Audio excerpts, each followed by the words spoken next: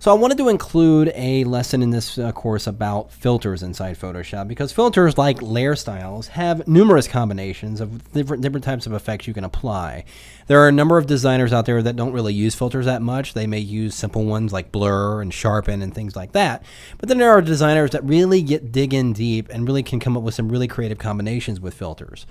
In the filter menu up here, you have a number of different categories of filters. If you've never explored these, I would certainly encourage you to go in here and play around with them. One of the biggest things I'm always preaching about filters is don't necessarily pay attention to what they are named. Rather, go in there and just apply them and see what they do to achieve different types of effects. And you can combine them to get different types of things going on in your images. You've got a number of different types of blur filters, distort filters, noise. You can add stylize.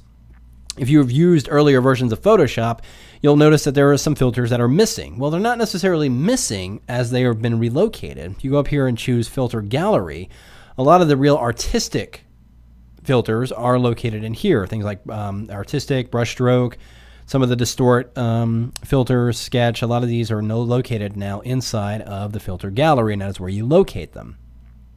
So again, really just kind of experiment with filters and just play around with them. Most of what I've been able to achieve with filters, I did through just a lot of experimentation, just seeing what they do and not necessarily paying attention to what they are. So just kind of give you an idea of what you can do and kind of thinking outside the box with filters. I have a graphic here, and it's just a generic abstract graphic of these varying colors and shapes going on in here. Nothing really too exciting about it. But through some experimentation, I was actually able to come up with something that you probably would never think of looking at a graphic like this. So the first thing is I'm going to go to Filter, go to Blur, and go to Gaussian Blur. Give it a very small blur, about a 2-pixel blur will be fine. And I'll go ahead and click OK. So it's kind of removed the really fine detail of this background. Then I'm going to go under Filter again, and this time go to Filter Gallery, because what I'm looking for is actually this Chrome filter, which is under the Sketch category. So I go to Sketch, and then click on Chrome. Now if I slide the preview over here, you'll notice what this has become. Because I have the detail set at 0 and the smoothness to its maximum setting of 10, you can see that this graphic almost takes on the appearance of a fabric. It's almost like a silky fabric or satin fabric in a sense. And this I actually stumbled upon by accident. I'm thinking, oh, this is kind of cool. Where can we go with this? So I'm going to go ahead and click OK. And now you can see it really is taking on the appearance that it's like ruffled up fabric in a sense. So let's build on that. So I'm going to go ahead and just double click and put a new layer underneath this active layer. And let's go ahead and give this a gradient fill. I'm going to actually set the background to kind of a dark red. So I got red as my foreground, black as my background color. I'm going to go ahead and get my gradient tool, and let's go ahead and get that file. Let's apply the gradient to that background layer as a radial gradient, rather. Let's do a radial here, so that the red is more in the central area where that the folds are. Now I'm going to use a blend mode. Remember what we talked about blend modes. I'm going to change the blend mode of this layer here to overlay. And look how the appearance has changed. It went from that generic abstract graphic, and now we've got something that really looks like a satin fabric. Very, very cool through the use of filters. If we take it even further, I'm going to duplicate that layer and change the blend mode to screen. Then I'm going to bring up my levels. And just grabbing the shadow slider here, the shadow eyedropper rather, I'm just going to find kind of a dark area in the image here. Just kind of click right about here. And then tighten that up a little bit. And this is going to give me some enhanced shine on those edges there. So you can see the difference there. It's really bringing out the detail. If it's too much, I can even drop the opacity there quite a bit. Let's bring it down to about 75. So now I'm getting this kind of fabric, almost a liquid. You know, it looks more fabricy there, but if I take this down to about 50, and it gives me that's like it's got a shine on it. So it's actually become an interesting backdrop for, let's say, a jewelry ad or something. So if I took this necklace here and just brought it on over, let's go ahead and defringe the edges there. Let's go ahead and do that, and let's go ahead and scale it down. Now again, I'm going to go ahead and put this in a smart object like we talked about earlier. Free transform, Command 0. I'm just going to scale it down here and position it right over that layer there.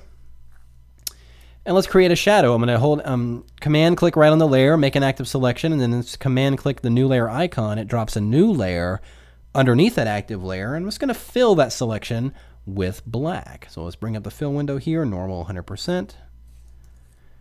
And let's just do a little bit, a tiny bit of blur on that shadow, just a little bit. Let's do about a 1 pixel blur on that.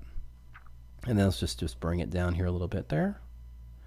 Now here's a cool trick though. Oftentimes we'll just drag a shadow down, but I'm going to go ahead and put it in free transform and do warp. So if you just right click on it and just choose warp here, you can actually grab it and just kind of pull it in different places, because this is an uneven surface that this is sitting on. So it stands to reason that the shadow would be casting on an uneven plane there. So it's just maybe it's more here and less over there.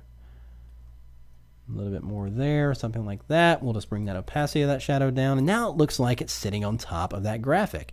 Let's take it even further. Remember what we talked about with layer styles? On this smart object, I'm just going to add a simple gradient overlay.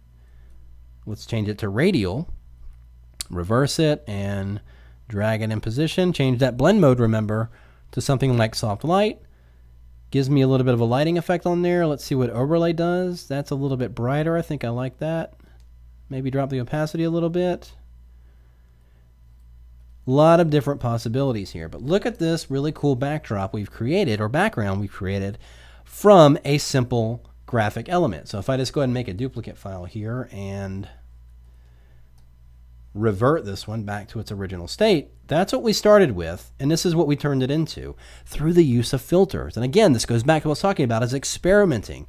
Go in there, and again, you might be using filters already. You might go over here, use some of the blur filter sometimes, maybe go in here and use sharpen. There are some basic filters for photographers and designers that a lot of them use, but there's a handful of them that really achieve some interesting effects with some experimentation and being able to combine them with other filters. Like we did with this one, we combined the blur and that chrome filter to create this rather interesting effect. You can come up with some really interesting combinations. I've experimented with these for years, and again, like I said, like layer styles, the combinations are endless. I'm still discovering new things just by playing around with different filter combinations. And as if you're a designer, you can certainly come up with a number of different combinations you can use for background elements, or even design elements, or atmospheric effects and such like that, just by playing around with them. So before you think about going and diving into that plugin that's going to give you that effect they promise, perhaps go in there to that filter menu and just play around with a few filters and see if you can achieve that effect on your own with a little bit of experimentation.